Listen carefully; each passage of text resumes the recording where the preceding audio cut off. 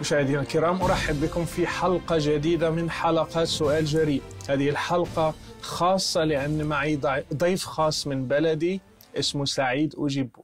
مرحبا بك سعيد. شكرا أخ رشيد، أنا فرحان كثير نكون معك. السلام عليكم et bien bonjour à toutes et à tous. Bonjour سعيد، أنت ولد بلادي؟ Bien sûr, ولد بلادك أنا. Vous êtes d'où? Alors je suis de Kenitra au Maroc, enseignement Port-Lyautey, mais je suis d'origine berbère puisqu'on est originaire du sud du Maroc, le plus beau pays de la planète. Exactement. سعيد، أنت مغربي مسيحي. Bien sûr, je suis marocain et fier de l'être, mais aussi je suis chrétien et fier de l'être. قول لنا كيفاش بدأت؟ Comment les choses ont commencé la première fois? Alors si on parle de mon cheminement spirituel, tout simplement, comme beaucoup d'immigrés, donc mon père, il a quitté le Maroc pour des raisons économiques. On est arrivé en France.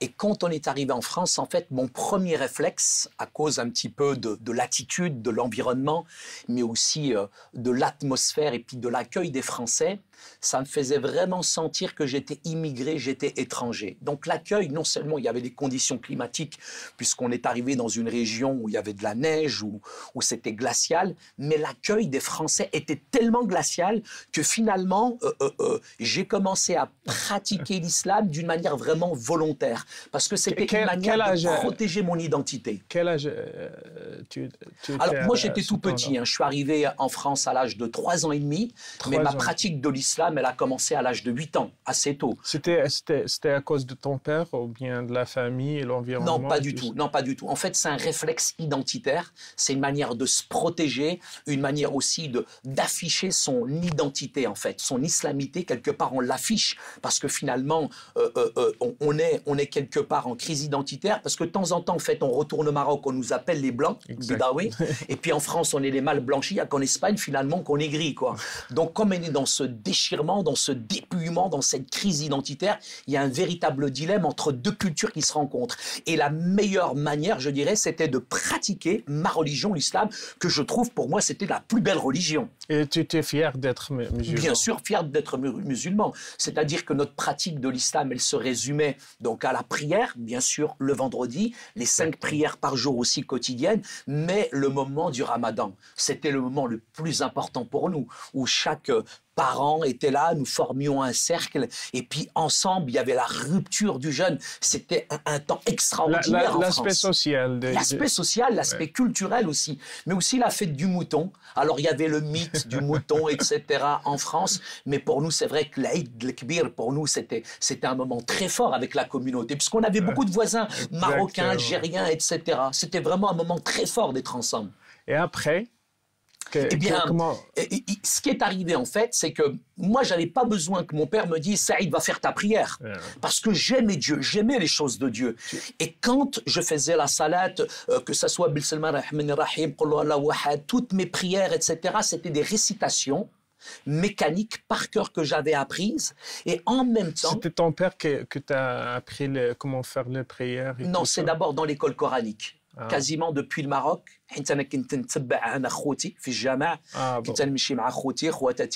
Donc tout petit, je me souviens, c'était sur de la terre battue. Je suis dans un bidonville au Maroc. J'accompagnais mes frères et sœurs. Et là, donc, on psalmodiait le Coran. C'est un rituel, c'est quelque chose de mécanique. Ça fait partie intégrante, je dirais, de l'éducation. Avant d'aller à l'école, je dirais, on est d'abord à l'école coranique. Donc, toutes ces prières, je dirais, moi, je les ai apprises par cœur. Mais en même temps, pour moi, très honnêtement, j'aimais Dieu. J'aimais les choses de Dieu et j'avais pas besoin que mon père me dise « Saïd, fais ta prière ou pas ». Parce que pour moi, je dirais, le moment de la prière, c'était sur une peau de mouton en France. Et j'ai l'impression que je me connectais directement.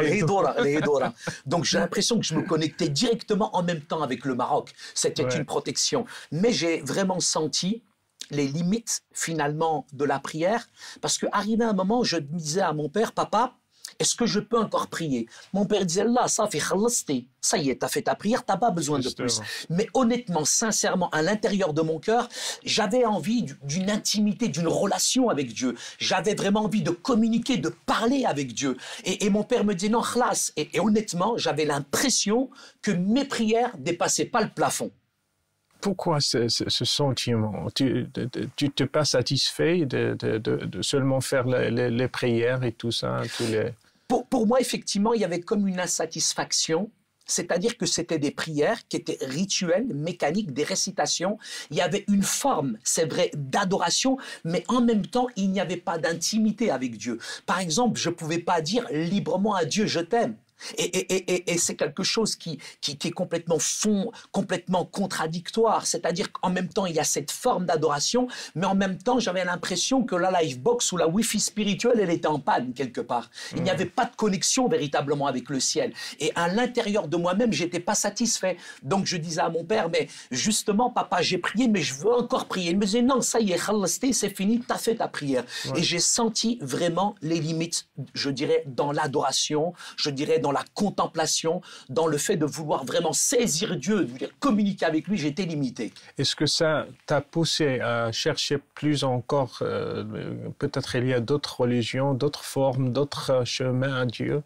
Ce qui a développé en moi cette recherche ardente de Dieu, c'est que j'ai posé, parce qu'on est quand même petit, on se pose des questions métaphysiques, etc. Et je me posais cette question et je me disais, mais si je viens à mourir, où est-ce que je vais après la mort?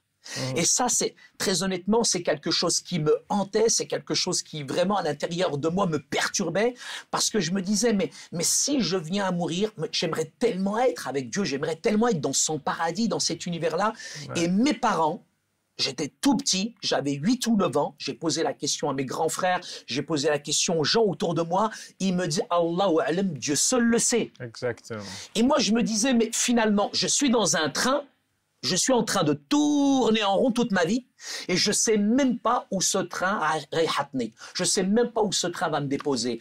Et à l'intérieur de moi, je me disais, c'est pas possible. Nous, en tant que musulmans, nous avons la plus belle, la plus grande des religions dans le monde et on ne sait même pas finalement si nous sommes sauvés ou pas. Et cette, je dirais, question de l'assurance du salut, pour moi, elle était primordiale. Pourquoi je suis sur Terre? Si je suis sur Terre, c'est vraiment, en tout cas pour moi, pour savoir où je vais. Sinon, à quoi ça sert de pratiquer une religion? Wow. Donc, tu t'es vraiment... tu n'es pas content de savoir qu'il n'y a pas d'assurance dans l'islam. Non seulement il n'y avait pas cette assurance du salut, et je respecte l'islam, au niveau théologique, au niveau coranique, aucun musulman sur cette terre ne peut dire qu'il a l'assurance de son salut. Et pour moi, c'est un véritable gouffre, c'est un véritable choc. Et la deuxième chose pour laquelle véritablement j'étais quand même perturbé, je m'interrogeais, pour moi c'était vraiment un questionnement très important, c'est de rentrer dans cette communion, dans cette relation avec Dieu. Ça, c'est important pour moi. C'est vrai que la religion est belle. La religion est belle, elle est impressionnante. Il y a de bons principes de moralité, il y a des choses, je dirais, sur licite, illicite, le halal ou le haram, etc.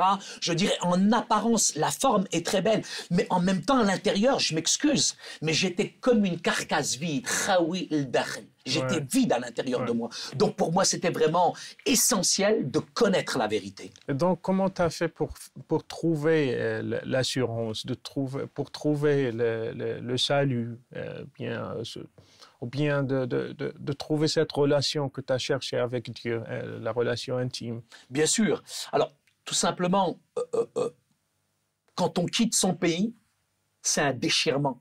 C'est difficile, l'immigration. Et quand on arrive en France, on est étranger, on est perturbé, on est mal accueilli. Et malheureusement, j'ai connu en France le racisme, les discriminations discrètes ou ouvertes, où finalement, à l'intérieur de nous-mêmes, finalement, on est cassé, on est brisé parce qu'on nous renvoie une image qui est négative et ce dénigrement finit par être intégré en même temps, intériorisé et de plus en plus, je ne pratiquais pas un seul islam parce qu'il n'y a pas un islam, il y a plusieurs islams. Exactement. Bien sûr, il y a l'islam de mes parents, un islam traditionnel que je respecte, mais comme en même temps, on subit l'échec scolaire, on subit les discriminations, le racisme, on est plus dans ce qu'on appelle un islam de l'exclusion. Et cet islam de l'exclusion m'a petit à petit basculé dans ce qu'on appelle l'islam radical. Je me suis radicalisé avant beaucoup de personnes. Pourquoi? Parce que j'étais influencé par le contexte géopolitique. J'étais influencé, je dirais, par le conflit israélo-palestinien. J'étais influencé, je dirais, par tous ces États arabes qui sont en situation d'infériorité. Et ça, à l'intérieur de moi-même, il y avait comme une révolte.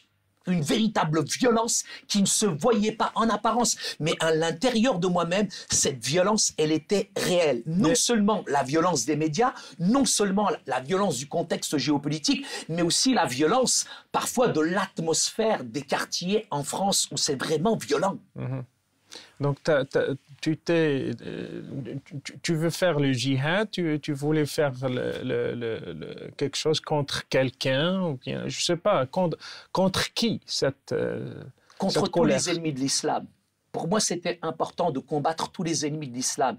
Et le plus grand ennemi de l'islam, le plus grand, c'était ceux qui luttaient contre l'Afghanistan. J'étais tout petit et quand je voyais ce conflit, quand je voyais les images à la télévision, j'avais qu'une envie, mais j'étais trop petit. J'aurais voulu mourir pour Dieu. J'aurais voulu m'engager et lutter contre les Russes parce qu'ils étaient en train de casser, de briser notre peuple en Afghanistan. Et c'est vrai que je vivais en même temps comme un Afghan dans nos quartiers. Je vivais comme un Palestinien dans nos quartiers. Et finalement, cette violence qui avait à l'extérieur a fini par être intégrée, intériorisée à l'intérieur de moi-même. Et cette violence, finalement, qu'est-ce que vous voulez que je devienne? Charlie Ingalls de la Maison dans la Prairie? Qu'est-ce que vous voulez que je devienne? Je suis devenu quelqu'un de violent, quelqu'un avec beaucoup de haine, avec beaucoup d'animosité. Et dans mon quartier, rien ne s'obtenait que par la ruse, le mensonge ou la violence. Et cette violence, elle est devenue mon identité, elle est devenue ma vie et je l'ai reproduit. Alors tout simplement, dans mon quartier dit sensible, je me suis battu contre un voisin où ça a déclenché une grande bagarre. Toute sa famille contre ma famille. Son père, il est venu, il m'a tapé, ma mère, elle est venue, elle l'a déboîté. Sa femme, elle est venue, elle a tapé ma mère. Mon père, il est venu, il a déboîté sa femme. Et ça a fait une émeute. Mais ma mère, je l'ai vue, elle a pris tellement des coups et des coups sur la tête, elle est tombée par terre. Et c'est là où les gendarmes, les pompiers, ils sont arrivés avec l'ambulance et ils ont transporté ma mère à l'hôpital. Et à ce moment-là, j'avais 13-14 ans, j'ai vu la violence qu'il y avait à l'intérieur de moi. C'est-à-dire que je voulais faire le bien, très honnêtement. Mais c'est comme si le mal, il était collé, il était attaché à moi. De temps en temps, je voulais tendre la main comme ça, mais toujours ça se terminait avec des poings. Et dans mon cœur, j'étais cassé, dans mon cœur, j'étais brisé. Mais quand j'ai vu ma mère par terre, à ce moment-là, j'ai dit, c'est pas possible. Toute ma vie, toute ma vie, je vais être comme ça, je vais être violent. Et à ce moment-là, j'ai vraiment crié à Dieu. J'ai jamais crié à Dieu, hasha haram. Tu peux pas parler à Dieu directement. Ouais. Mais là, j'ai dit, Ya Rabbi, atiqni, aouni, Ya Rabbi, viens, aide-moi, libère-moi de cette haine, libère-moi de cette violence. Et ce qui est arrivé, c'est assez étonnant. Au-dessus de chez nous, il y avait des Français. Ils venaient juste d'habiter au-dessus de chez nous. Et le salut ne peut venir que d'en haut. Ils ont frappé chez nous, toc, toc. Et ils nous ont dit, on va garder vos petits frères et sœurs parce que votre maman est à l'hôpital. C'est un choc en France. C'est la première fois qu'on voyait des Français venir chez nous des Arabes. Sans préjugés, sans stéréotypes, sans clichés. Ils sont venus et ils nous ont dit, voilà, on veut garder vos petits frères et sœurs. Vous savez très bien, frère Rachid, nous sommes d'une culture où on ne sait pas dire non. On leur a dit non. Oui. Et ils ont gardé mes petits frères et sœurs. Et ces Français-là, ils étaient tellement différents des autres. Je me souviens quand ma mère, parce qu'il y a quand même l'aspect culturel qui est là, ma mère, quand elle est sortie de l'hôpital, elle leur a fait un couscous marocain. Un très bon couscous. Et c'est vrai. Et eux nous donnaient des gâteaux au chocolat. Ma mère, elle faisait le bon tagine marocain. L'impression que t'as faim, là, Jihan ou là. Ouais, qu'est-ce que c'est obligé. Qu'est-ce que c'est la fin.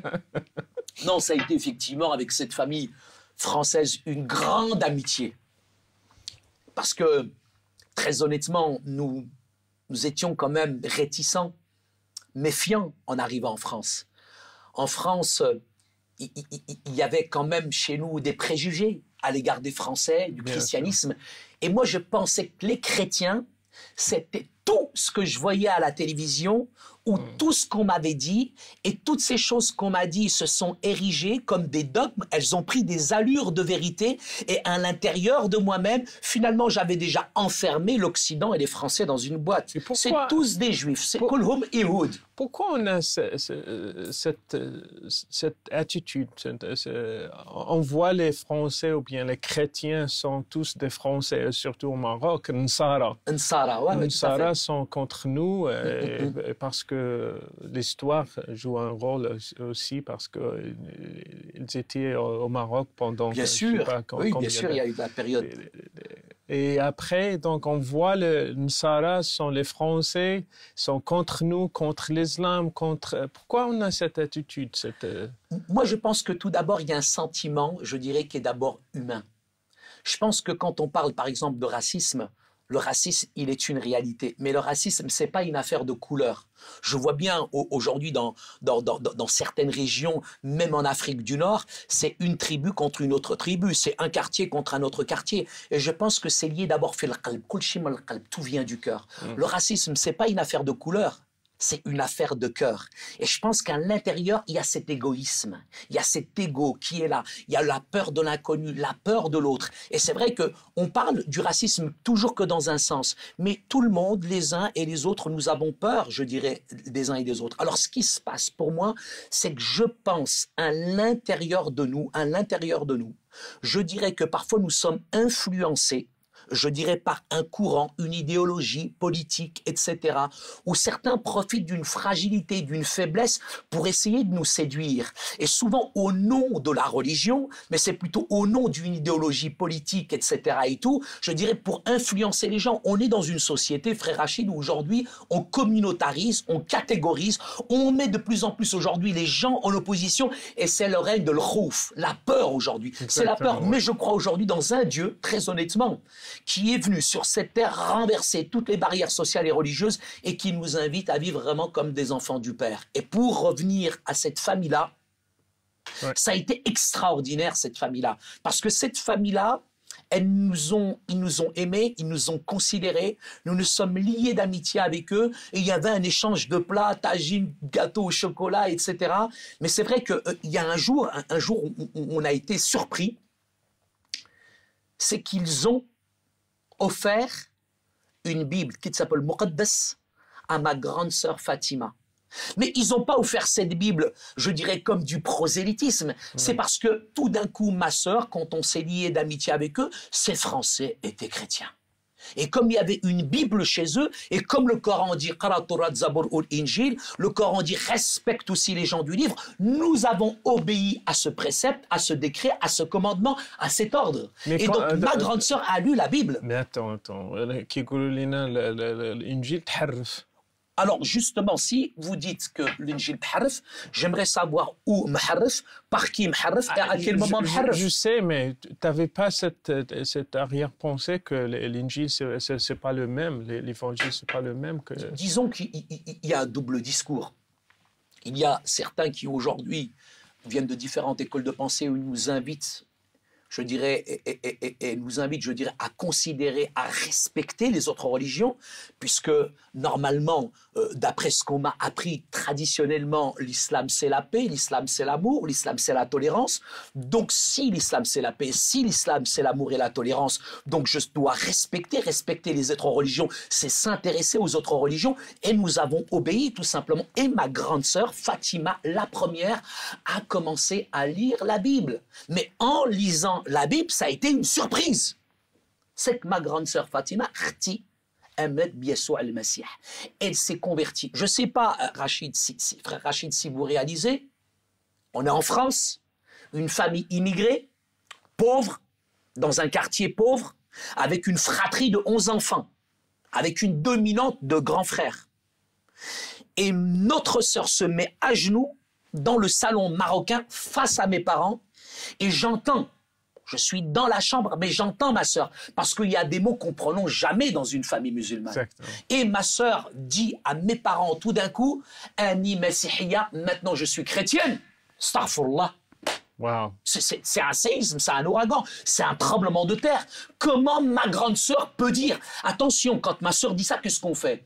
Nous, on ferme les fenêtres, on ferme les portes, parce qu'on est plus prisonniers des voisins, de ce que disent les voisins, etc. Et tout. Et au moment où ma grande sœur Fatima nous dit qu'elle est chrétienne, c'est l'effondrement, c'est même l'échec de notre migration en France. On a regretté d'être venu en France. Ça a été la chouma, ça a été la honte, ça y est, c'était fini, c'était la fin du monde.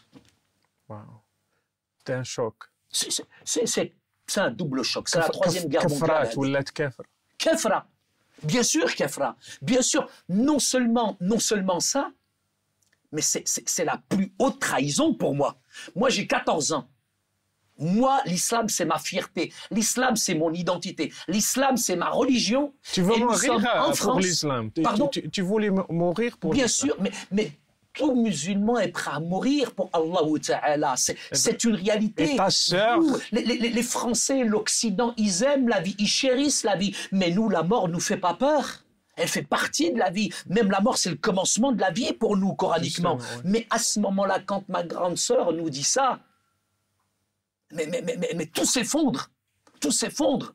Pour nous, c'est une catastrophe. Choma, on a honte, on est cassé, on est brisé. Mais en même temps, nous, on pense, parce qu'on est en France, que c'est un effet de mode. Parce qu'à l'époque, il faut savoir qu'il y avait beaucoup d'immigrés en France qui étaient dans des situations d'infériorité. Et en même temps, il y avait toute l'histoire de la guerre d'Algérie, le colonialisme, etc. Et tout cet héritage qui était là finalement fait que certains parents, ils pratiquaient ce qu'on appelle la politique du silence. Ils cachaient leur identité musulmane. Ils n'affichaient pas leur identité musulmane comme on l'affiche aujourd'hui. Si bien que cet islam privatisé, intériorisé, était pratiqué, mais d'une manière, je dirais, cachée. Si bien que là, quand ma grande sœur nous dit finalement qu'elle s'est convertie à Christ, nous, on pensait qu'elle était complexée, qu'elle n'était pas fière de ses origines, et c'était une manière, la conversion d'occidentalisation. C'est-à-dire, elle veut devenir blanche plus blanche transparente. Khlas. Voilà. C'est-à-dire que même à l'époque, frère Rachid, il y avait des filles qui s'appelaient Fatima, et pour travailler à la mairie, elles changeaient de nom, elles devenaient Zama Martine. J'avais des copains, on jouait au foot dans le quartier, dans la cité, ils s'appelaient Momo. Et quand on était au club de foot avec les Français, Max. Ils changeaient de nom parce qu'il y avait un complexe d'infériorité. Il y avait comme une crise d'identité. La plupart des immigrés n'étaient pas fiers de leurs origines, etc. Ouais. Et quand ma sœur nous dit ça, nous on dit que bon, c'est un effet de mode, ça va lui passer, etc. Mais il n'y a rien qui lui passe. Quel âge 18 ans. Ma sœur a 18 ans à ce moment-là. Et ma sœur fait un choix intellectuel, spirituel. Elle n'a pas été séduite. Ces Français, je dirais, qui étaient là, lui ont juste offert un livre. Et elle a lu. Elle a lu le livre. Elle a lu ce livre, Kitab al-Muqaddas.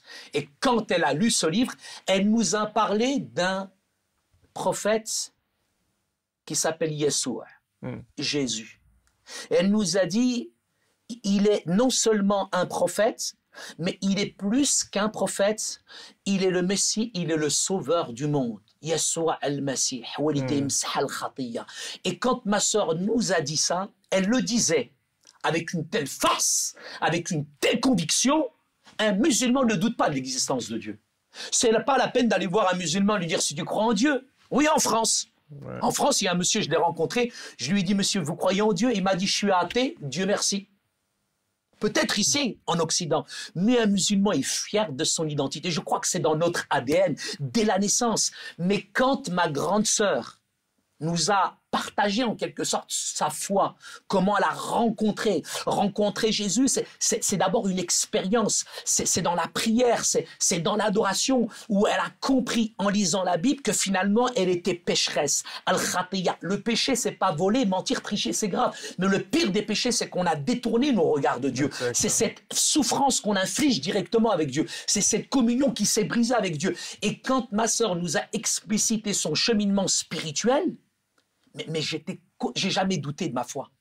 Je ne peux pas douter de ma foi. Mais quand ma grande sœur Fatima nous a dit son expérience, j'ai dit, oh, quelle force, quelle paix, quelle joie elle dégage. Et on était complètement déstabilisés. Mes parents étaient déstabilisés, on était déstabilisés. Vous savez, en France... Ta mère et ton père, qu'est-ce qu'ils ont fait? Mon père et ma mère, qu'est-ce que vous voulez qu'ils fassent? Bien sûr que gentil. Parce que devant les autres, c'est honteux. Mais c'est Chouma, c'est honteux. Donc on l'a caché, on l'a calfeutré. Donc très honnêtement, on l'a brutalisé. Mes parents, ma mère l'a frappé, mes grands frères l'ont frappé, et on a déchiré. On a déchiré toute sa Bible. Page par page, on a déchiré toute sa Bible, mais on n'a jamais déchiré la foi, l'amour qu'elle avait pour Jésus. Et c'est ça qui était grave, c'était ça qui était perturbant, c'est que malgré les coups, malgré les menaces, malgré qu'on l'empêchait, mais plus on l'empêchait, plus elle aimait Jésus. قلت هذه راه مجنونة سحروها. Mais elle aimait Jésus. Vous savez, il Tu y t'es a fâché un grand... contre les voisins en haut?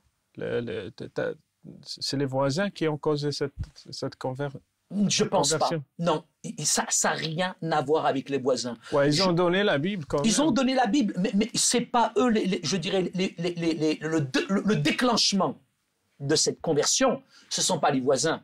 Je pense, moi, comme ma sœur, comme des millions aujourd'hui, c'est que dans le cœur, c'était le désert Sahara. C'était la sécheresse spirituelle. C'était à l'intérieur d'elle, je dirais, comme un brisement. Et ma sœur aspirait à cette relation avec Dieu. Elle aspirait véritablement aussi à l'assurance de son salut. Et quand elle a fait cette expérience-là, c'est vrai que c'est d'abord elle-même qui a choisi. Elle a 18 ans, elle est majeure, elle est vaccinée, j'ai envie de vous dire. Mais en même temps, dans son cœur, elle est consciente du choix qu'elle prend. Parce que c'est pas n'importe quel chemin. C'est, en plus, pour une fille musulmane, c'est pas n'importe quel chemin. Mais tellement cette rencontre, elle est bouleversante, tellement cette rencontre, elle est forte, on peut plus faire marche arrière. À ce moment-là, mes parents, tout simplement, décident de la laisser tranquille parce qu'ils pensent que ma sœur, dans les mois, dans les années, finalement va changer et qu'elle va revenir finalement à l'islam. Mais c'est tout l'inverse qui se passe. C'est que ma sœur, elle est davantage, je dirais, il y a un grand soufi d'islam qui disait « Celui dont la maladie s'appelle Jésus, il ne pourra jamais en guérir ». Et c'est la réalité pour ma sœur. Ma sœur, et j'ai envie de vous dire, ma sœur, elle est tellement éblouie par Yeshua al-Masih. Elle est subjuguée par la figure du Christ. Elle est tellement envahie, je dirais, par le message de la Bible, qu'elle le vit, ça se voit. Elle n'a même pas besoin de parler, ma sœur. Ma sœur, elle n'a pas besoin de parler. Elle est rayonnante, elle dégage une paix extraordinaire. Et ça dérange. Parce que spirituellement, on le sent, ça dérange, ça nous dérange à l'intérieur de la maison. La Bible, elle est là, elle est en train de la lire, et c'est comme s'il y avait une force qui se dégage finalement de ce message. Et quand ma sœur devient chrétienne, je peux vous dire, ma grande sœur, c'était avant une lionne, une tigresse. Et tout d'un coup, ma sœur, elle se transforme en agneau, elle dégage une paix, elle est souriante, et elle est aimable. On se dit, mais qui il est ce Jésus? Wesh Nabi. Est-ce qu'il est prophète? Wesh le Messie, est-ce qu'il est Messie? Ou alors finalement, est-ce qu'il est le sauveur? Moi, je me pose cette question. J'ai 13-14 ans et je commence à douter de ma propre foi et je me dis, mais qui est ce Jésus pour qu'elle résiste aux coups, aux menaces, à la persécution? C'est que vraiment ce Dieu-là, il a quelque chose à donner. C'est pas possible. Et cette conversion, est-ce que tu as amener ou ramener les questions que tu avais avant, la question de la paix, la question de relations intimes, la question de l'assurance et tout ça, est-ce que... Mais complètement, c'est-à-dire que là, il y a tout qui surgit. Là, tu as ta sœur qui a cette assurance, elle se voit dans son visage. Ma sœur est une menace. Je suis partagé par ce double sentiment de haine, de rejet, parce que ma sœur nous trahit et en même temps j'envie ce qu'elle a. Je veux être comme elle. Je désire ce qu'elle dégage. Mais en même temps, je la hais, je la déteste. Je suis pris à l'intérieur de moi-même contre la haine, contre le mépris. Et en même temps, il y a je l'aime et en même temps, j'ai pitié pour elle. Mais en même temps, je désire ce qu'elle a. Mais j'ai peur. Ana kheft. Bien sûr.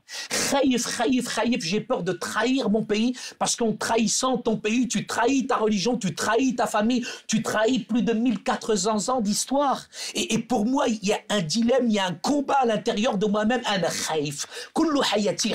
Et là, encore pire, c'est que d'un seul coup, il y a ce sentiment de vouloir être comme ma sœur, mais en même temps, non, haram, hasha, je peux pas être un kafir, je peux pas. Mais, qu'est-ce qui se passe?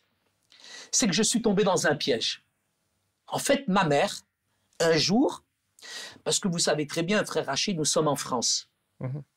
Et en France, aujourd'hui, on ne peut plus regarder même la télé en famille, hachak, où il y a des principes de moralité qui n'existent plus.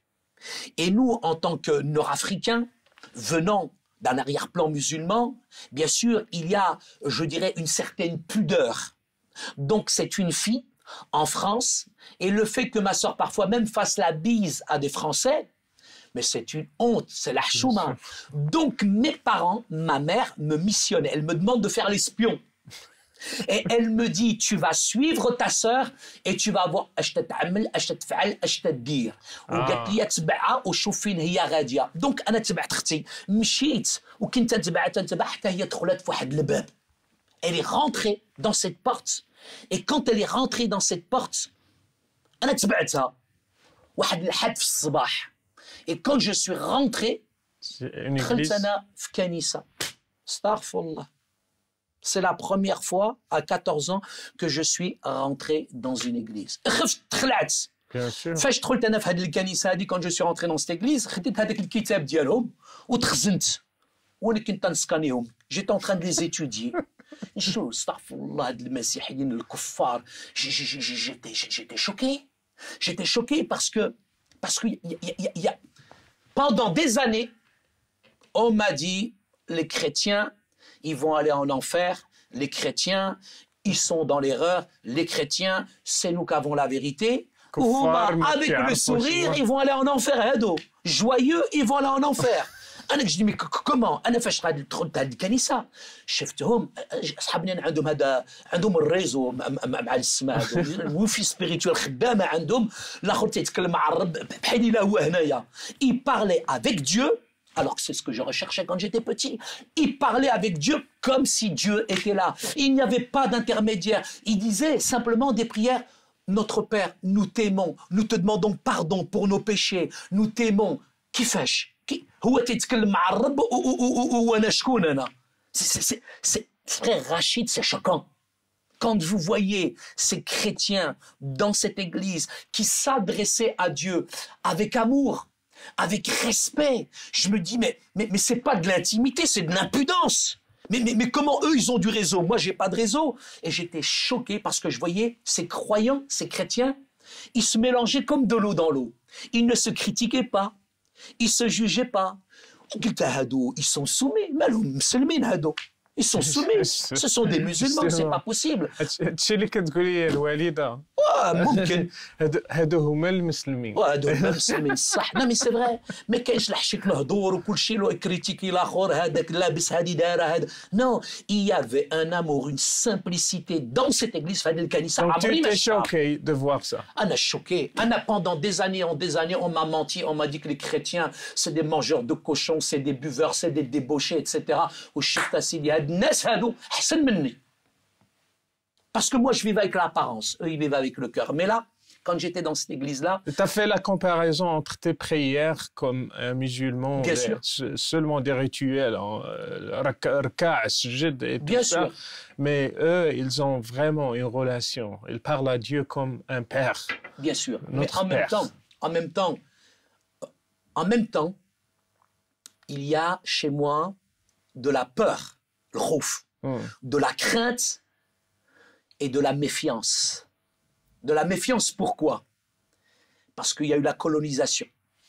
Ah bon? Il y a eu la guerre d'Algérie, il y a eu le prétendoriat, il y a eu toutes ces choses-là qui font que je me méfiais toujours des Français. Gaouri, Nsrani, Nsrani. Et je me disais, Hado, ils sont souriants, ils prient, ils sont heureux. C'est artificiel. Voilà, c'est artificiel. C'est pour mieux pour m'avoir. Moi, c'est des sectes chrétiennes pour mieux m'avaler moi. Déjà là, بتجودو اختي بغاو يدخلوني انا. دونك انا كنت نسكانيهم، انا كنت نشوف فيهم، جيت اون تران دي زيتودي سكانير ديالي مشى في الكنيسه وتيدور. علاش؟ حيت انا خايف. انا frère Rachid, je peux pas me laisser séduire comme ça. On va pas c'est impossible. Un arabe reste un arabe. Tu vas pas me détourner de ma religion parce que ma religion c'est la meilleure. Non, j'étais fier, l'orgueil de ma religion. Donc je pouvais pas me laisser séduire comme ça. Jamais de la vie. Donc qu'est-ce que j'ai fait? La vérité.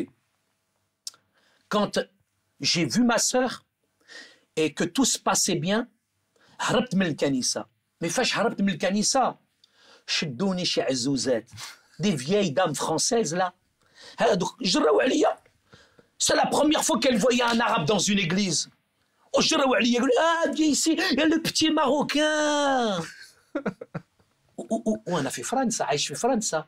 انا لو راسيسم جو كوني. انا لو قاوري فاش تهز يدوا عليا باش يضربني، وهادو جاو لعندي وتيقول لو بتي ماروكان. انا عمرني مشهد المحبه كي شفتها في الكنيسه هذه.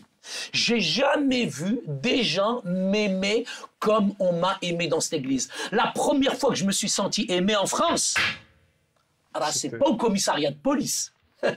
L'église. C'est dans une église qu'on m'a aimé, que j'ai senti la chaleur, que j'ai senti véritablement l'amour en France. C'est nulle part ailleurs dans cette église. J'ai senti le vrai amour. وهاد العزوزات هادو عجوزات. هاد العجوزات هاد العزوزات هاد الشرفات هادو. نسيتي الدارجه انا سعيد. الدارجه ديالي مشات ضعيفه مسكينه. انا الدارجه عندي ديال السبعينات. انا تضحك عليا نعطيك طريحه. انا اعطيتهم، هم اعطوني كتاب المقدس. اوكي. يمودوني بيبل. انا خديت هذيك لا بيبل فرحان. Pourquoi? J'ai pris cette Bible pour une raison, pour trouver toutes les erreurs à l'intérieur. وبديت انا من لا جونيز ومشيت اون اكزود طول حياتي. وفاش لحقت انا الانجيل راسي راه طردك. ما تيت elle a explosé. فاش لحقت انا T'as الانجيل. lu toute la Bible. J'ai lu toute la Bible. Pourquoi? Parce que je voulais sortir ma sœur de la chrétienté. Je voulais voir toutes les erreurs qu'il y avait dans la Bible. Pourquoi? Parce que je me suis dit, ça sera la meilleure manière de lutter contre le christianisme.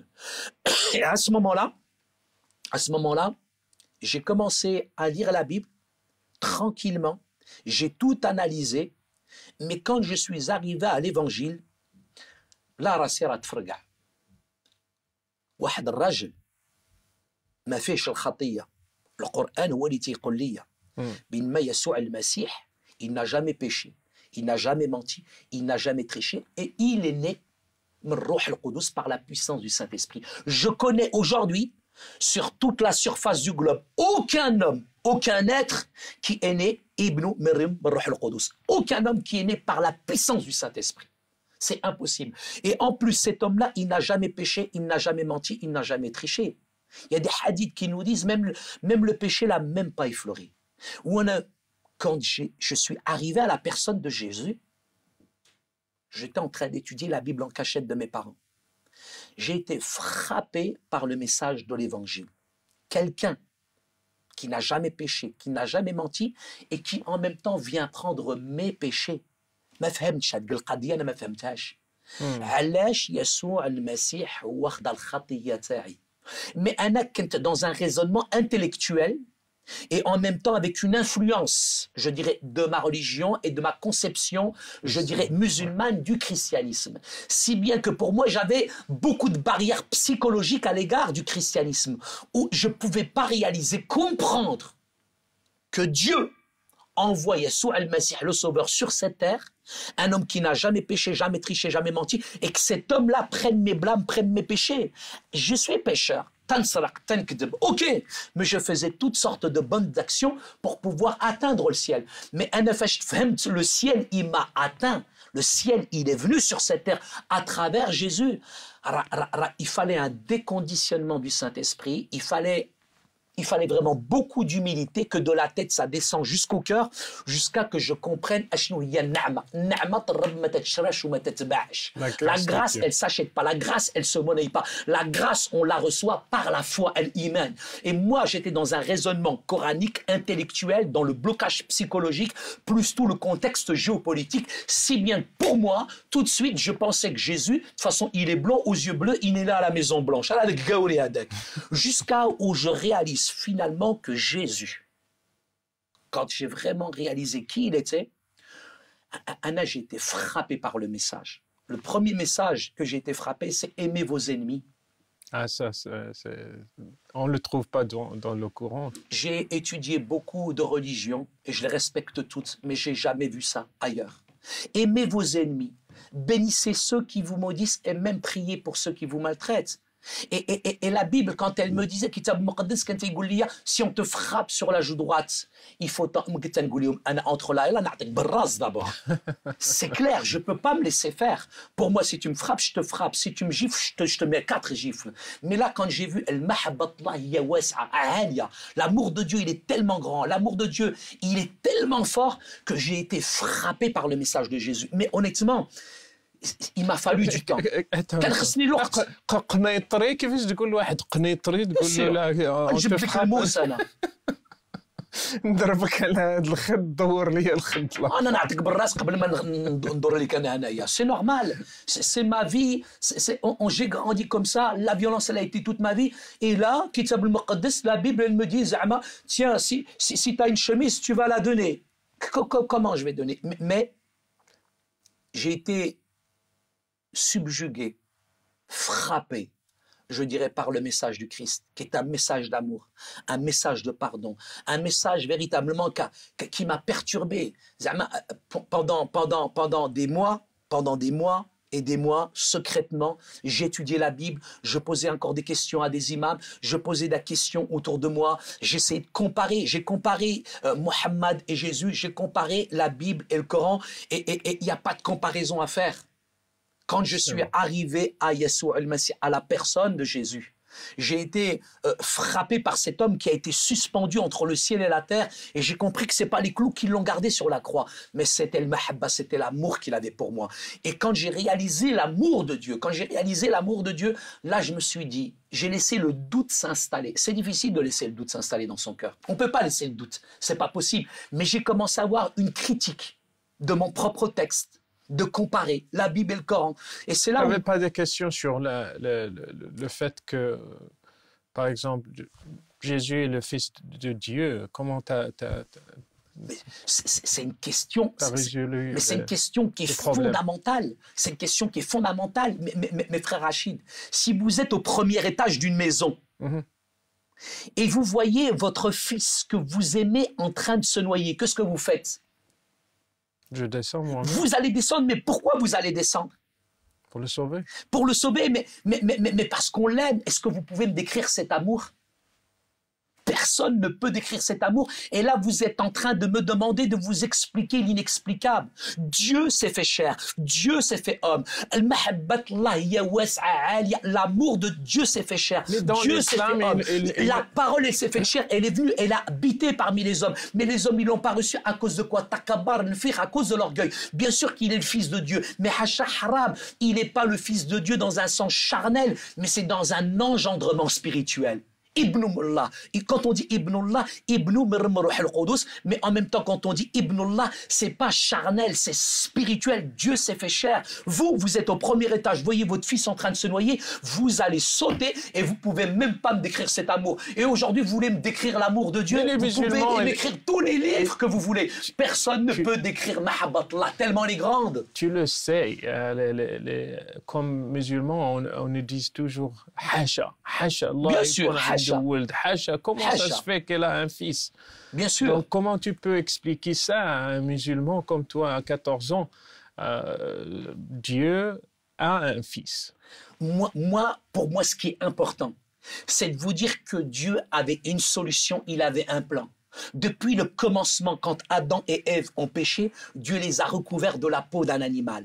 Et quand il les a recouverts de la peau d'un animal, ça c'était le symbole d'un sacrifice. Dans le sang, il y avait la vie. Quand Abraham a voulu égorger son fils, là encore, on a le symbole du sacrifice. Mais quand Jean le Baptiste, c'est 2000 ans, c'est pas il y a pas longtemps, 2000 ans, quand Jean le Baptiste va voir Jésus, il va dire, voici l'agneau de Dieu qui ôte le péché du monde. Frère Rachid, il fallait quelqu'un de pur, quelqu'un de parfait, qui vienne sur cette terre pour prendre nos péchés, prendre nos erreurs. Et cet être suprême, Allah Ta'ala, que vous le vouliez ou pas, peut-être ça rentre pas dans nos têtes, ça rentre pas dans notre raisonnement, parce que la Bible, qu'est-ce qu'elle dit? Celui qui s'élève, quand la connaissance s'élève, quand la réflexion s'élève, eh bien, finalement, on peut pas comprendre ça. Mais si tu viens avec un cœur humble, si tu demandes à Dieu de véritablement te montrer la signification du mot Fils de Dieu, Dieu peut te montrer cette signification. Aujourd'hui, tout simplement, moi, je crois, parce que c'est la Bible, Kitab al-Muqaddas, qui me le dit. Je crois que véritablement, Yeshua al-Masih, il est le Fils de Dieu, mais pas comme, je dirais, on nous l'a enseigné coraniquement. Exactement, Parce que je reviens à la Trinité. La Trinité coranique n'a rien à voir avec la Trinité biblique. La Trinité coranique, c'est Dieu, Marie et Jésus. Justement. Alors que la Trinité, je dirais plutôt chrétienne, c'est une triunité. Je dirais c'est le Père, le Fils et le Saint-Esprit. Allah Wahad, Dieu, il est unique. Lam yalid ou lam yulad. Il n'a pas engendré, il n'a pas enfanté. C'est clair, Dieu n'a pas eu de relation, excusez-moi, charnelle avec une femme et lui un fils. C'est un engendrement, c'est un miracle, mu'jiza. Même le Coran corrobore ce que dit la Bible. La Bible qui est venue des siècles et des siècles avant le Coran, ils nous disent que c'est un fait miraculeux. Trouvez-moi un homme aujourd'hui sur cette terre qui est né par l'action du Saint-Esprit. Même Adam, il est né du souffle de Dieu et Meshir Ruh al-Qudus. Ça, c'est une grande différence. Et c'est vrai que ça, ces points-là sont cruciaux sur la question du Fils de Dieu, sur la question de la Bible, qu'elle n'est pas la parole de Dieu, mais plus on fouille, plus on cherche, plus moi j'ai été conforté. Je dirais que Kitab al-Muqaddas wa Kalim Allah.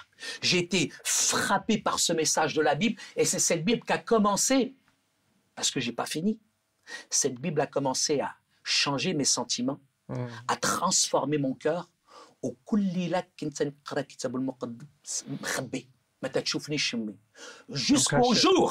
Jusqu'au jour où انا كنت في البيت تنقرا كتاب المقدس والوالده مسكينه راه ما تتقرا لا والو. Elle sait ni lire ni écrire وفتحت الباب وشافني تنقرا كتاب المقدس وقلعاتو ليا. ما تتقرا لا والو. Elle savait que c'était la Bible. Spirituellement تيشمو. Ma mère savait que c'était la Bible. Et quand elle m'a arraché la Bible كان عندي 14 عام. وانا عند الوالدين تنحترمهم. Bien sûr. Donc j'étais chez mes parents, je me dois le respect de mes parents, comme je me dois le respect de l'islam. Et comme j'étais chez mes parents, j'ai continué à pratiquer, bien sûr, la religion, mais tout en ayant une double vie. D'un côté, c'était la drogue, c'était l'alcool, c'était la haine de l'Occident, c'était la haine des Juifs, c'était la haine des Américains, c'était la haine même de moi-même. Et entre 14 et 21 ans, ma vie, c'était une catastrophe.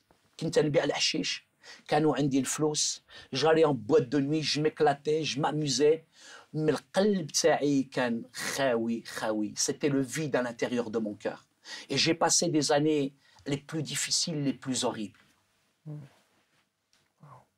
Et ta sœur a continué d'être chrétienne? Ma sœur continuait d'être chrétienne et ce que je sais aujourd'hui c'est que ma sœur, ils étaient toujours en train de prier pour moi.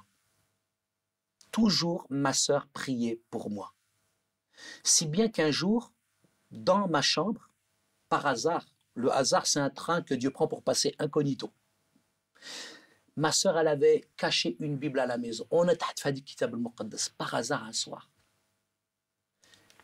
J'ai min Paris, c'est là où je me ravitaillais avec la drogue. Et je rentre dans ma chambre et dans la bibliothèque, par hasard, c'est là où je cachais la drogue, je trouve la Bible. La première chose, parce que c'est un livre saint. Exactement. Donc j'ai peur. Mais en même temps, je prends cette Bible et je commence à la lire. Et je tombe sur ce passage qui dit dans Ésaïe, les jeunes géants chancellent, mais ceux qui s'attendent à l'éternel, ils renouvellent leur force. Un frère Rachid, là, je ne suis pas le charisme toc-toc, je ne suis même pas de la branche du soufisme. Je ne recherche pas les choses, vous savez, fantastiques, émotionnelles, ou les sensations, les pulsions. Je suis très cartésien, là, je suis devenu français. Comme saint Thomas, je crois, tout ce que je vois, c'est tout. Mais là, en lisant Kitab al-Muqaddas, il y a comme une présence qui est rentrée dans la chambre. Comme une présence où quand j'ai touché ce livre qui est saint, et que j'ai lu la Bible, il y a comme une parole à l'intérieur de moi où je ne suis pas mystique, je ne suis pas un four à j'entends, et bien sûr cette voix, elle n'est pas audible, mais cette voix, elle me dit Saïd, je t'aime.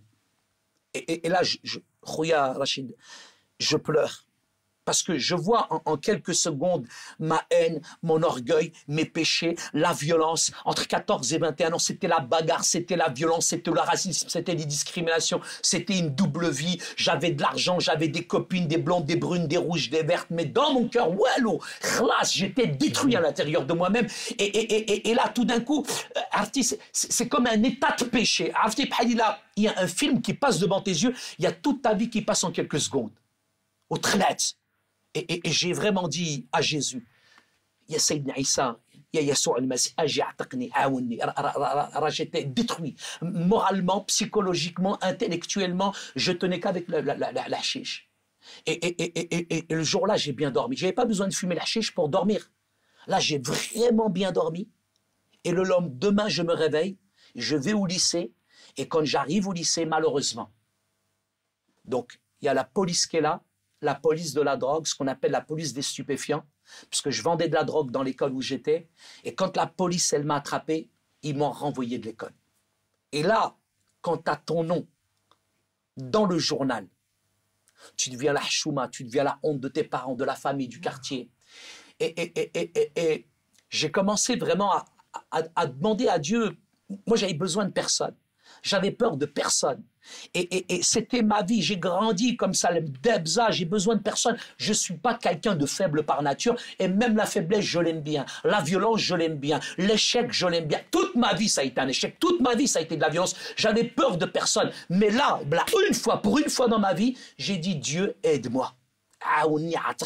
Parce que je ne pouvais plus rien faire. J'étais comme au pied du mur. Pas par faiblesse, mais parce que je savais que si je continuais comme ça, j'allais mourir. Et à ce moment-là, quand j'ai crié à Dieu, Khadid Kitab al-Muqaddas, ou Kitab al-Muqaddas, la Bible, elle est claire. La Bible, elle me disait, celui qui cache al-Khatiyya, celui qui cache ses fautes, il ne prospère point. Mais celui qui les avoue et qui les délaisse, il obtient rahma, il obtient la miséricorde de Dieu. Celui qui cache ses fautes, jamais il va grandir. Mais celui qui les confesse, la repentance, c'est confesser pas simplement avec la tête, avec les lèvres, mais avec le cœur. La repentance, c'est pas juste une espèce d'excuse du bout des lèvres, mais vraiment demander pardon à Dieu. Et là, à ce moment-là, quand j'ai vraiment demandé pardon à Dieu avec mon cœur, Dieu a complètement commencé à changer ma vie. Dieu m'a donné un lycée.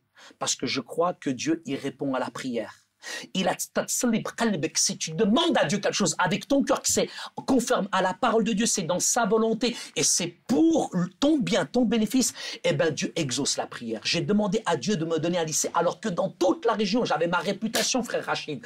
Tous les lycées me connaissaient pour la drogue, etc., la violence que je faisais partout. Les lycées ne m'acceptent pas. Il y a un lycée qui m'accepte. C'était juste à côté de celui qui était chez ma sœur Fatima. Ce qui fait que moi, j'allais au lycée du lundi au vendredi, et le samedi, Allah que j'allais en discothèque, mais le dimanche matin, ma sœur, تتفيقني تعطيني بالرجل يلا هنود وتنمشي معها الكنيسة كل حد ولاني انا كيفاش نمشي للكنيسة samedi soir الله تموفت تنكمي ومضايخ وتنمشي للكنيسة مع بنج دبلفي وتنسمع هذاك الباستور هذاك الفقيه تاعهم دائما تيقول شي كلمات وهذوك الكلمات تيجيو ليا النيشان وانا تنتخاصم مع اختي je me dispute avec ma sœur parce que je dis à ma sœur mais attends c'est pas la peine de raconter au pasteur ma vie d'accord et تقول لي انا ما قلت له والو تقول لي الروح القدس c'est le Saint-Esprit. C'était tellement précis ce que disait le pasteur, c'était incroyable. وانا وليت نفهم هذيك la double vie. Tu ne peux pas vivre ici sur cette terre toute ta vie double vie. Ça ne marche pas avec Dieu. Ouais. Arrive un moment, il faut que tu sois en règle avec Dieu. Tu peux tromper les hommes, tu peux tromper les gens de l'église, les gens de la mosquée, tu peux tromper tes parents, tu peux tromper ton environnement. Mais Dieu, Yassoua al-Masih, on ne se moque pas de lui. On ne trompe pas Jésus. Et arrivé à un moment, j'ai vraiment tremblé dans la présence de Dieu. Et j'ai vraiment compris, c'est pas simplement voler, mentir, tricher, toutes ces choses-là. Mais le khatiya, c'est que j'étais un hypocrite, j'étais un lâche et j'avais une double vie. Et devant Dieu, je devais lui demander pardon. Ou intellectuellement, je sais ce que c'est que le péché. Mais quand j'ai compris le sens de la croix, quand j'ai compris ce que c'était que l'amour de Dieu, quand j'ai compris qu'il y a Yeshua al-Masih, c'est pas simplement le petit sauveur qu'on sort à Noël avec la bûche, le pain d'épices, toutes ces choses-là. Yeshua al-Masih, c'est pas le 24 décembre. Yeshua al-Masih, c'est les 365 jours. Yeshua al-Masih, c'est toute ma vie. Et là, j'ai compris, j'ai réalisé ce que c'était que la croix. Et quand j'ai été frappé par le message de la croix, j'ai compris qu'il n'est pas le sauveur seulement, mais il est Seigneur de ma vie. Il doit diriger ma vie. Il est le maître de ma vie. Mais frère Rachid, je ne savais pas ce que c'était que la soumission et l'obéissance. Je ne voulais même pas que mon père, à moi, ou les Français, je dirais, j'obéisse à qui que ce soit. Mais là, j'ai dû me soumettre à Yeshua al-Masih. Parce qu'il était le maître. Il était celui qui devait combler, diriger ma vie. Et je l'ai accepté. Et au moment où j'ai accepté Jésus comme sauveur, comme Seigneur de ma vie, j'ai pleuré pendant 3 heures. Je savais même pas pourquoi je pleurais, mais j'ai comme quelque chose qui m'a envahi, et toutes ces choses qui m'ont envahi me montraient mes péchés, mes erreurs. Comment je suis pas comme ça. C'est comme il a un miroir. C'est comme si tu voyais un miroir, et dans ce miroir, finalement, tu vois toute ta vie défiler. Mais j'ai dû abdiquer, j'ai dû accepter mon péché. Et Dieu m'a convaincu de péché, de justice et de jugement. Et quand là, véritablement, j'ai réalisé la croix, vraiment, il y avait comme une tristesse qui m'a envahi, une tristesse très forte qui m'a envahi, mais en même temps un sentiment de joie qui me disait « Je t'aime et je te pardonne pour tes péchés ». Ce jour-là, il a... Ta sœur était avec toi? Non, elle n'était pas. J'étais tout seul dans ma chambre.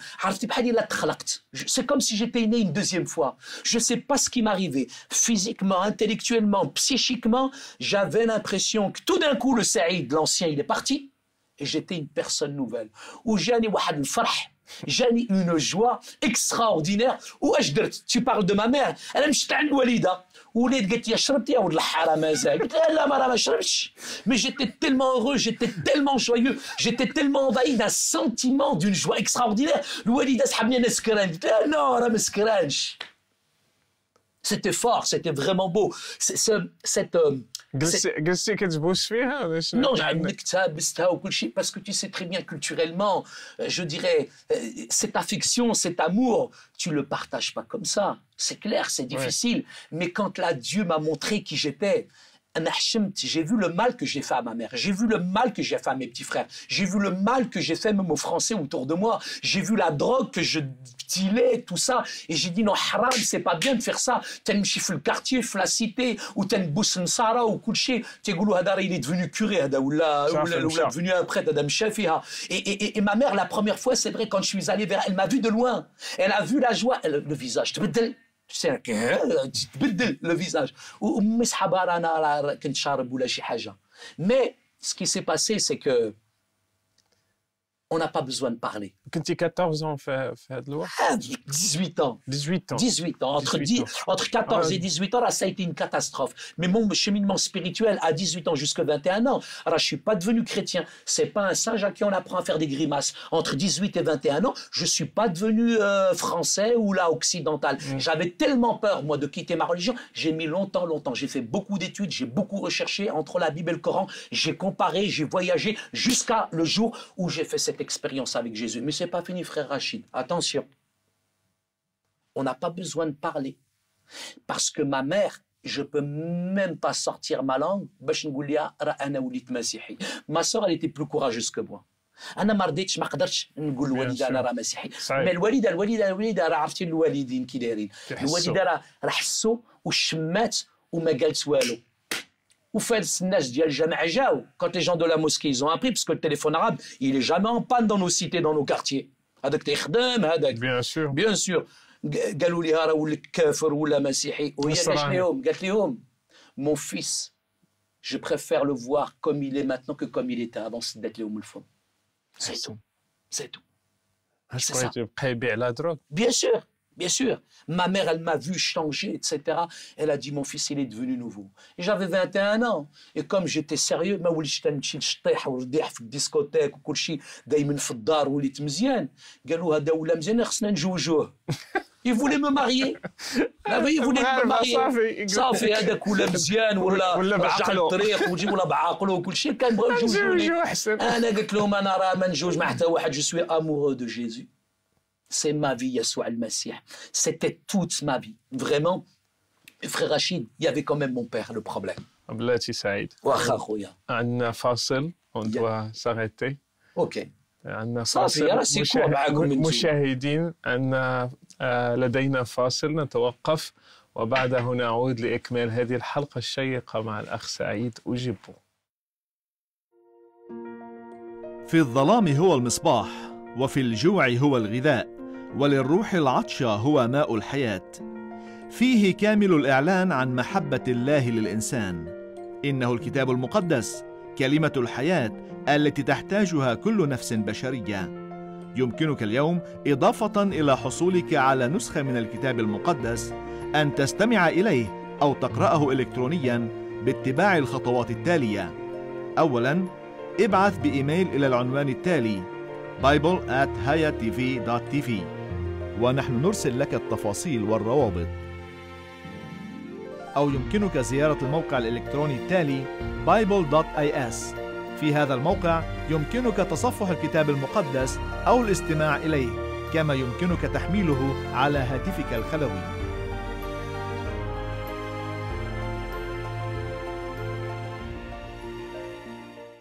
عودة مشاهدينا لإكمال هذه الحلقة من برنامج سؤال جريء.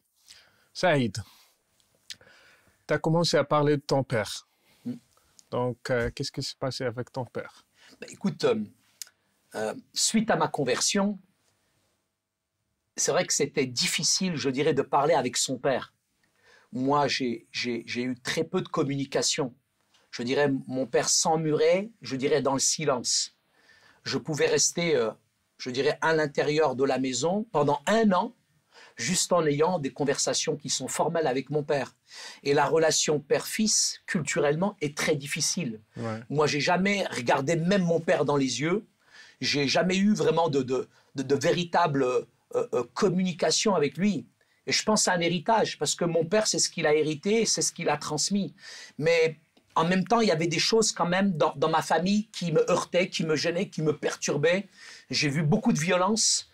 Mais quand je me suis converti, j'avais comme un sentiment de haine à l'égard de mon père, parce que c'était difficile, certaines choses que j'avais vécues.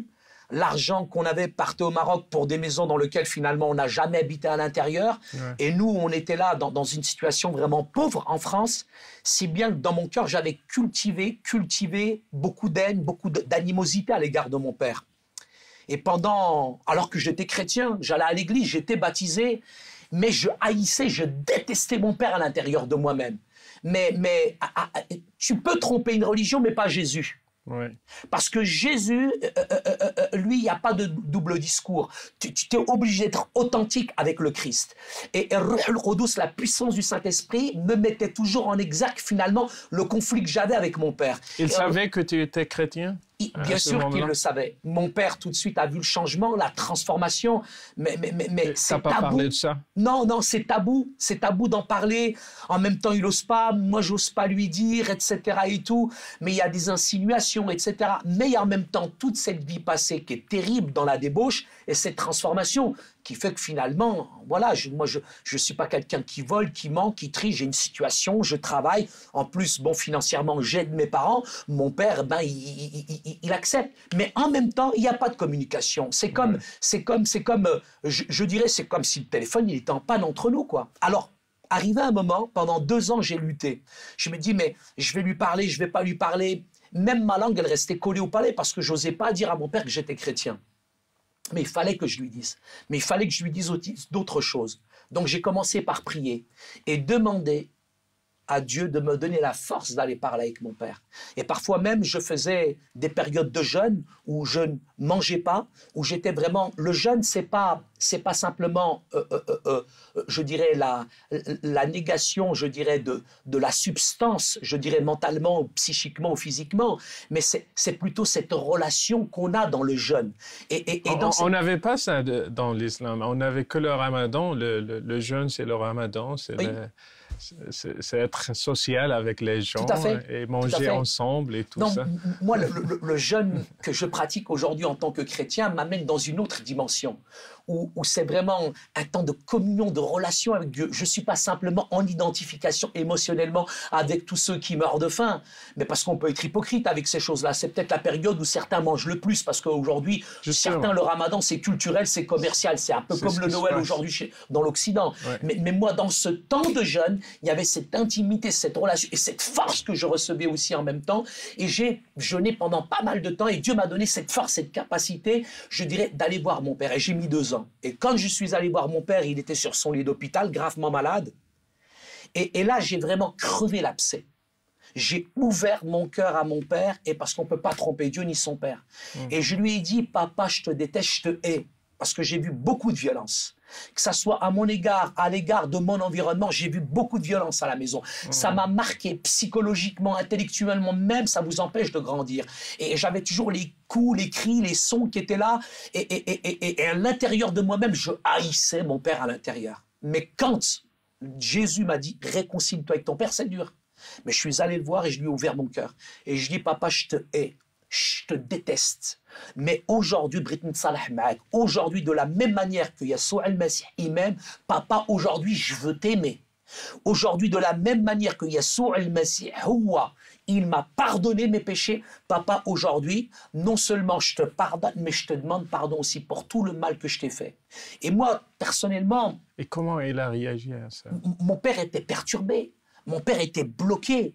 Mon père, jamais je me suis exprimé. On n'entend pas de son fils de dire ça face à face. C'est clair. Mais moi, j'ai regardé droit mon père dans les yeux et je devais lui dire les choses. Je ne pouvais plus passer, je ne pouvais plus supporter. Il fallait vraiment que je lui dise les choses telles qu'elles étaient dans mon cœur. Mais quand je lui ai ouvert mon cœur, je lui ai expliqué certaines situations qu'on avait vécues, qui étaient difficiles, etc. Il les a reconnues. J'ai reconnu aussi mes fautes. Il a reconnu ses erreurs. Et à partir de là, moi, j'ai vu mon père pleurer.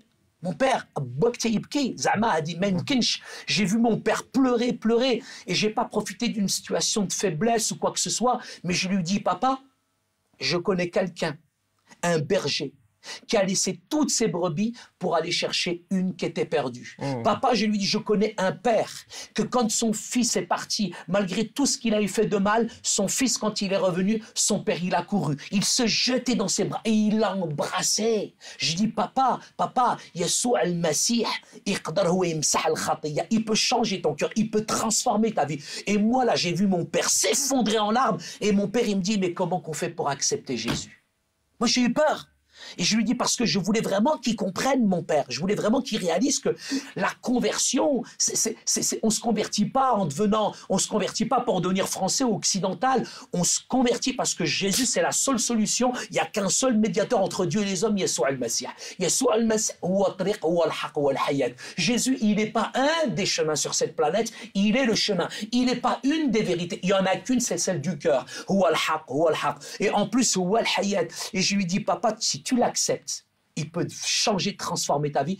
Et mon père a fait ce cheminement spirituel. Il a compris ça. Il a compris ça. J'ai pu parler, dialoguer avec lui, et ça a été un changement, une transformation. Moi, j'aurais jamais compris. Tu n'étais pas surpris, la réaction comme Bien ça? sûr. Il accepte sur place.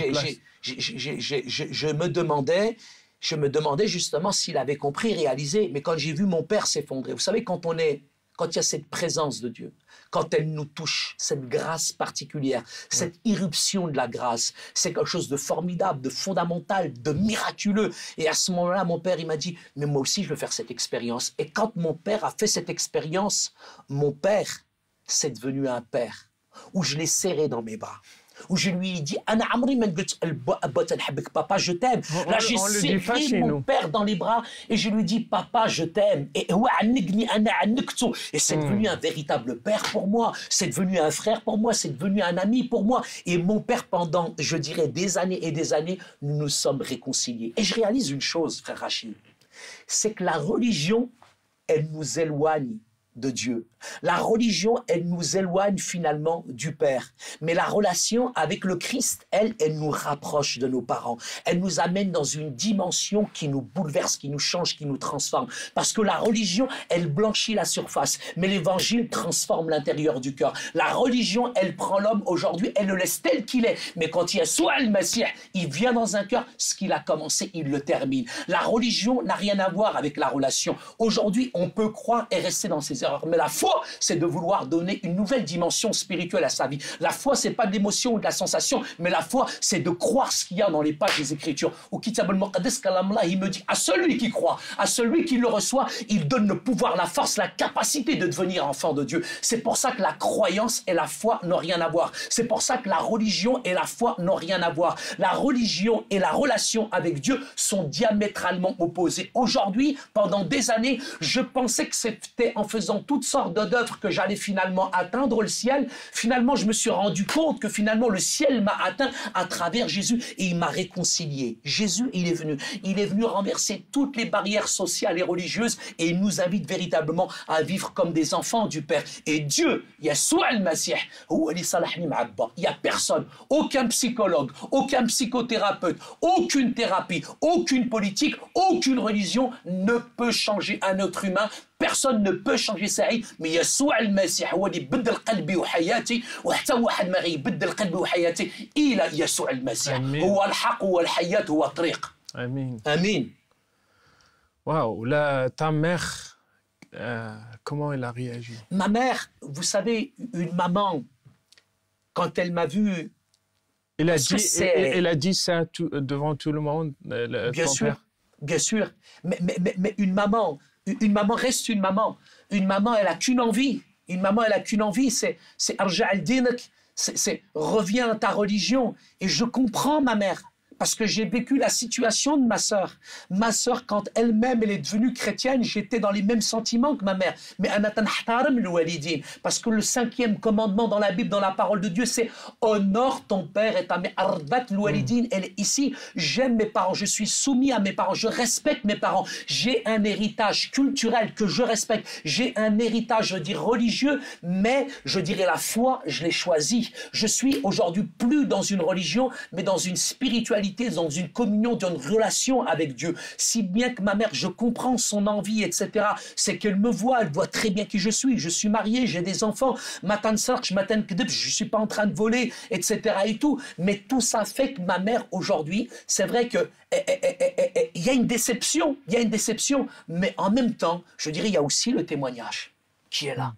Aujourd'hui, ma vie a été changée, ma vie a été transformée. Et ça, la preuve là, personne ne peut le faire. C'est Mirahadi Mu'ajiza. Il n'y a personne qui peut changer un être humain. Il n'y a personne qui peut transformer même une nation. Il n'y a que Jésus qui peut le faire. Et à partir de là, je peux dire qu'aujourd'hui, très honnêtement, avec ma mère, j'ai des très bonnes relations.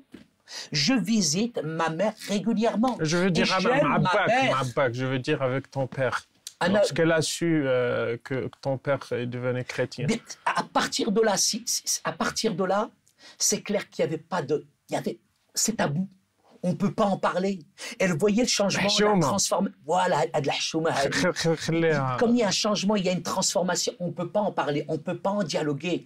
Et c'est caché, toutes ces choses-là. C'est masqué. Et puis même, je dirais, le fait qu'il y ait ce cheminement spirituel de la part de mon père, c'est clair que je sais que quand un de mes grands frères l'a appris, mais lui s'est vraiment mis en colère, quoi. Parce que c'est la pire des choses, je dirais, qui arrive dans une famille. Mais moi, c'est pas moi qui l'ai déclenché. Ça, c'est Dieu. Dieu appelle qui il veut, il choisit qui il veut. Mahabbatullah, elle est pour tout le monde aujourd'hui. Et moi, ma prière, c'est que vraiment, je souhaite que chacun fasse cette expérience-là. Pas l'expérience de l'occidentalisation du christianisme. Si on suit aujourd'hui le christianisme pour devenir chrétien, on se plante. Mais c'est suivre le Christ, celui qui a été le modèle. Yeshua al-Masih huwa khubz al-hayat. Yeshua al-Masih huwa nur al-alam. هو الحق وتعطينا الحق، هو الحياة ويعطيك الحياة، هو النور ويضويك، هو السلام ويعطيك السلام. Il est la vie. Il est la vie. Et cette expérience-là, je trouve qu'aujourd'hui, c'est égoïste. À chaque personne qui rencontre le Christ, qui viennent d'un arrière-plan musulman ou pas, pourquoi ils ne la partagent pas?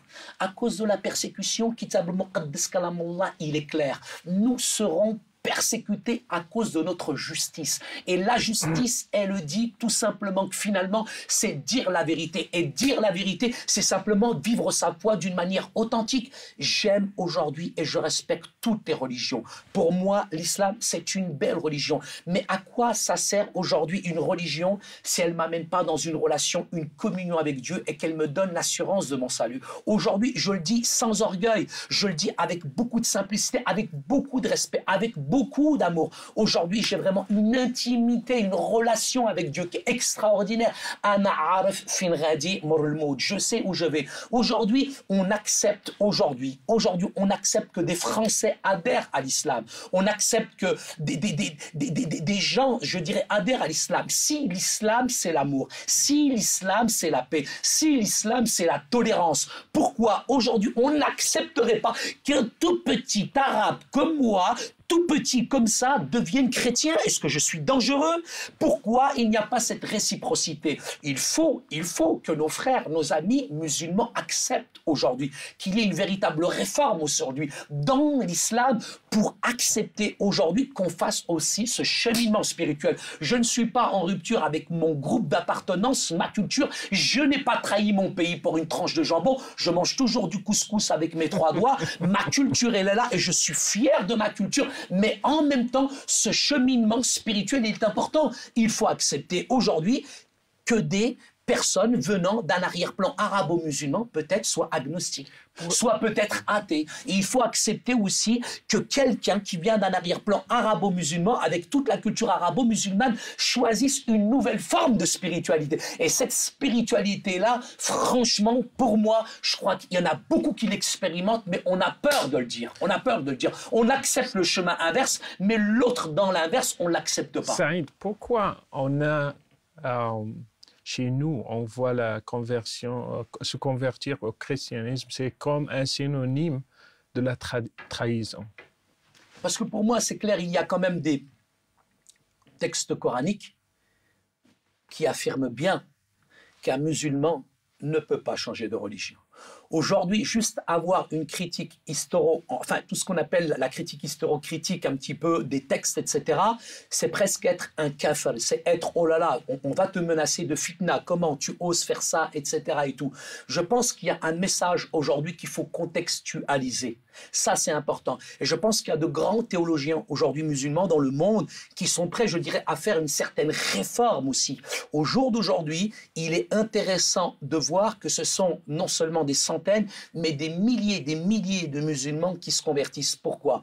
Excusez-moi, mais je suis fatigué avec certains personnes qui sont malhonnêtes, des détracteurs, qui vous disent « Ouais, mais Hadar, il s'est converti pour des papiers, il s'est converti pour de l'argent, mais celui-là, il n'a jamais été musulman. » Mais tous ces gens-là, ils n'osent pas s'avouer une vérité. Ils n'osent pas s'avouer c'est une vérité. C'est que finalement, ça les blesse, ça les heurte, ça les dérange aujourd'hui, oui, qu'il y ait des musulmans qui deviennent chrétiens. On est très fiers et on met en exergue quand un Français devient un musulman, tout le monde applaudit des deux mains. Mais il faut aussi accepter qu'un musulman puisse faire le cheminement spirituel inverse en découvrant Yeshua al-Messie, la personne de Jésus. Je dirais même dans le soufisme, même dans certains courants de l'islam, on reconnaît cette personne de Jésus. Et la personne de Jésus, pour moi, elle n'est pas liée, elle n'est pas enfermée dans une boîte, dans une religion. Jésus, c'est un sémite, c'est un oriental, il appartient à tout le monde. Et je pense qu'aujourd'hui, les temps sont mûrs pour qu'il y ait de véritables réformes et qu'on accepte non seulement de la part des grands ulémas, des grands responsables religieux dans le monde, etc. et tout. Là, je fais référence au wahhabisme d'Arabie Saoudite ou alors, je dirais, à la grande école El-Azhar d'Égypte, où moi-même, d'ailleurs, j'ai invité, frère Rachid, le professeur je dirais, d'islam, de cette faculté de théologie d'El-Azhar, Mohamed El-Shahat El-Gendi. Et dernièrement, j'ai invité 2 orateurs très importants, parce que vous savez, je travaille beaucoup dans le dialogue interreligieux. Pour moi, c'est important de dialoguer. Dialoguer aussi avec mes frères et mes amis musulmans, c'est un dialogue engagé, une conversation engagée dans le sens où je ne dis pas là maintenant dans ce dialogue que tout est beau, tout est rose, mais justement, je me mets d'accord dans ce dialogue sur les choses sur lesquelles on ne sera jamais d'accord. À partir de là, on se met d'accord. C'est ça le vrai dialogue. C'est parler avec nos différences sans nier qu'il y a des choses avec lesquelles on ne sera jamais d'accord. Et à partir de là, finalement, on peut faire un chemin, je dirais, ensemble. On va peut-être évoluer, et moi je suis optimiste, parce que je pense que vraiment, il y a aujourd'hui dans le monde, vraiment une réforme, un courant de pensée, un changement qui se fait, et de plus en plus de musulmans se convertissent, non pas pour des papiers, non pas pour une blonde aux yeux bleus, non pas pour de l'argent, parce que Yeshua al-Masih, il est la vie, et qu'il nous donne véritablement cette liberté, cette communion avec lui. On a dit sur un journal marocain, Express, Oui, on a écrit un article sur toi, oui, j'étais fier, j'étais content. Saïd Oujibou, qui a vendu sa religion, qui était acheté par de l'argent, et c'est tout. Comment tu peux répondre à ces accusations? Je dirais à ce monsieur, tout d'abord, que je lui pardonne, et que je l'aime, et que je prie pour lui, que je le bénis. Si cet homme avait expérimenté Jésus, seul un sourire de Jésus peut éclairer toute sa vie. S'il savait qui était Jésus, il n'aurait jamais osé parler comme ça de Jésus, parce que Jésus, il a une grande place dans le Coran. On le respecte aussi. Et ce que je veux dire, c'est qu'aujourd'hui, on pense que moi, j'ai été acheté avec de l'argent, mais avec l'argent, tu peux acheter des médicaments, mais pas la santé. La santé, avec de l'argent, on peut acheter un lit, mais tu n'auras jamais le repos. Mais le seul repos que j'ai trouvé, c'est en Jésus-Christ. Avec l'argent, tu peux aller dans la meilleure discothèque, tu peux fumer le meilleur joint, mais tu reviendras toujours à la réalité. Jésus, c'est plus que de l'argent. Yeshua al-Masih, il est la vie. Et ce que j'ai choisi, ça se paye pas, ça se monnaie pas, ça s'achète pas, ça s'accepte tout simplement dans la joie et par la foi. Jésus, il a dit, celui qui vient frapper à la porte, je lui ouvrirai la porte et je lui donnerai gratuitement de l'eau à boire. Le salut, il est gratuit. Chez nous, il s'achète pas, il se monnaie pas, on le mérite pas. Pourquoi on le mérite pas? Parce que tout simplement, il y a plus cette notion, je dirais, de bakshish en arrivant au ciel. Ça n'existe pas, ça, je dirais, dans le Christ. Avec Jésus, il n'y a pas du tout de séduction ou quoi que ce soit. Avec Jésus, nous sommes dans une dimension véritablement qui est complètement autre que celle que la religion nous présente aujourd'hui. Tes frères, vous êtes 11. Oui, on est une grande famille. Donc, tes frères et tes sœurs, les autres, à part Fatima. Oui, moi j'ai de trop bonnes relations avec la plupart de mes frères et sœurs. Et effectivement, puisque à la conversion, comme nous sommes devenus chrétiens, le contexte, nous sommes en France. Donc, il y a certains membres de ma famille qui sont devenus beaucoup plus musulmans qu'avant, en fait. Avant, ils n'étaient pas vraiment musulmans. Et même dans mon entourage, mes amis. Mais quand finalement on se convertit, il y a l'effet inverse qui se crée. Finalement, ils deviennent même musulmans plus que musulmans. Et ils redécouvrent finalement l'islam. Donc, ce qui fait qu'il y a une séparation. C'est clair, net. Il n'y a plus aucune relation avec certains membres de ma famille. Ça, c'est clair. Mais Kitab al-Muqaddas Kalamullah nous le dit. On va être persécuté. C'est une réalité. Je dirais, frère Rachid, la conversion, c'est pas Disneyland. On pense que devenir chrétien, tout est beau, tout est rose, etc. Mais même Yeshua al-Masih a été persécuté. Si on a persécuté Jésus, mais vous vous attendez à quoi? C'est clair qu'on est persécuté, mais la persécution, elle n'est pas simplement physique. Je préfère encore prendre un coup plutôt qu'on m'ignore pendant des années et des années. La pire des persécutions, vous savez, frère Rachid, elle est où? C'est où? Elle est en Occident. Elle est en France. Elle est dans l'Occident. La pire des persécutions, c'est la persécution de l'abondance, qui est insidieuse. Elle est sournoise. Elle vient et elle endort les chrétiens, parce qu'on est dans le matérialisme, on est dans le confort, on est dans la génération Nutella et McDonald's, où aujourd'hui vous avez des chrétiens qui sont de plus en plus enfermés dans des fauteuils en cuir, 3 couches de cuir, et cette persécution, je dirais, c'est celle de l'abondance qui nous endort. Mais quand on est réellement persécuté, Au contraire, ça nous réveille, ça nous stimule et on sait à qui on appartient aujourd'hui. Jésus nous dit, malheur à vous quand on dira du bien de vous. Il faut faire attention aussi. Maintenant, est-ce que ma vie, quand j'ai signé mon contrat avec Jésus, est-ce qu'elle est en conforme avec la réalité du message de l'Évangile? Parce que le message de l'Évangile, frère Rachid, c'est un message qui dérange. Si dans notre vie spirituelle, nous ne sommes pas, je dirais, le chrétien, il ressemble pas au monde. Le chrétien, il est à l'inverse du monde. Et aujourd'hui, dans certaines prises de position, je dirais, qu'elles soient politiques, sociales et culturelles, je dirais quand je me prononce sur des choix de vie, sur certaines problématiques aujourd'hui dans la société, c'est clair qu'on est persécuté. Je dirais, aujourd'hui, dans le monde dans lequel on vit, on sera automatiquement persécuté, mais si dans le contrat que nous avons signé avec le Christ, on n'est pas persécuté, je me pose vraiment des questions. Je ne suis pas en train de dire, ne me faites pas dire ce que je n'ai pas dit. Je ne vous dis pas que si vous n'êtes pas persécuté, c'est parce que vous n'êtes pas des chrétiens. Il n'y a rien d'intrinsèquement bon, je dirais, dans la persécution. Mais quand même, si vraiment nous avons adhéré à Christ, si nous avons compris qui est le message de l'Évangile, automatiquement, on va être en porte-à-faux avec la mentalité et tout ce qui est en train de gouverner ce monde aujourd'hui. La persécution, elle ne vient pas simplement de telle ou de telle religion, mais la persécution, elle est dans le quotidien aujourd'hui. Quelle est ma prise de position face aujourd'hui à certaines idéologies qui sont en train de proliférer dans le monde aujourd'hui? On a parlé de toi comme un prophète pour les Marocains. Que Dieu me garde, ça. En France. Et lorsque j'ai lu l'article « Saïd, le prophète pour les Marocains », quelle est ta mission maintenant pour les musulmans, ou bien pour les Marocains, les immigrés, les Algériens, les Tunisiens, tous les Nord-Africains? Bien sûr, ma mission, elle est toute simple.